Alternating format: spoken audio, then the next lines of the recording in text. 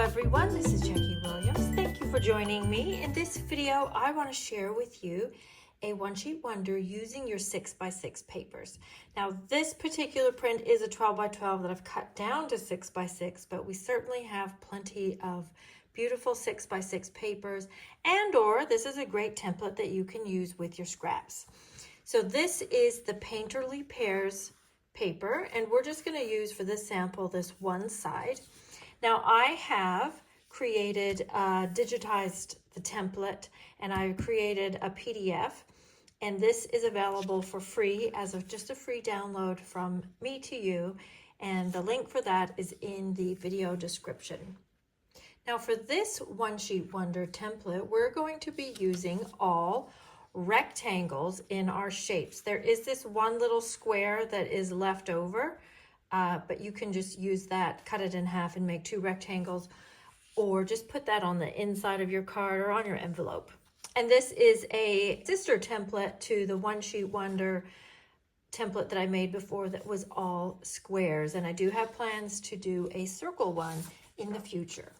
So let's go ahead and cut our piece of designer series paper. And I'll lay out the pieces on this side. So we'll cut it at 3.5.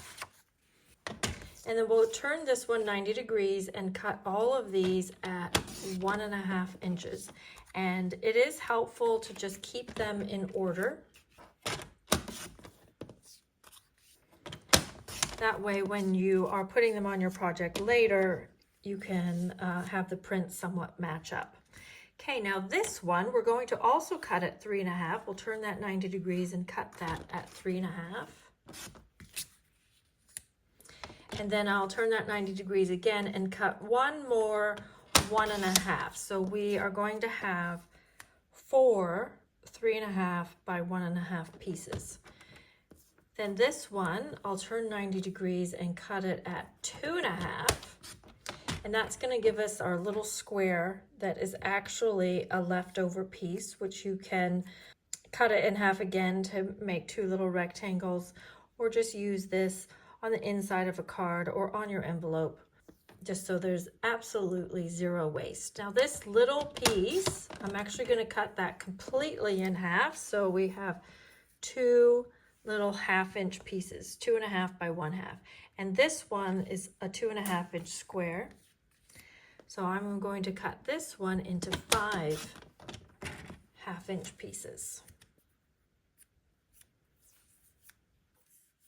Okay, there we go, and that is all of our cutting. Now for the first card, we're going to use 3 of these 3.5 by 1.5 inch squares. And because this particular print does have a direction, you'll need to have it vertical unless you happen to cut your paper the other way. Although this one actually looks all right horizontally. You just need to decide which way is going to look the best. So those would be arranged like this.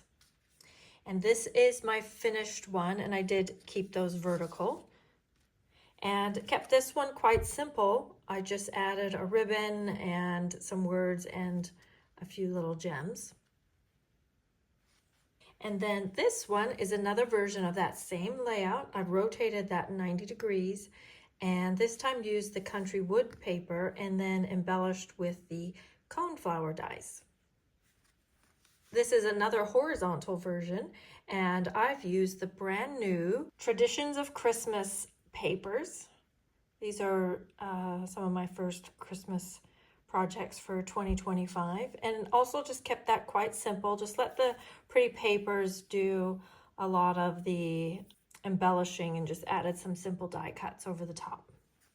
Okay, then the second layout, we'll use these next to 3.5 by 1.5 rectangles, and those prints probably won't line up if you have one that is a print, and this could go this way, or even rotate that horizontally. So here's the one that I made with the Painterly Pears papers, and I just cut that pear right out of the printed paper to keep it really quick and simple to do. And then here's my version with the Coneflower and the Country Woods papers, this time putting the 2 rectangles at the bottom.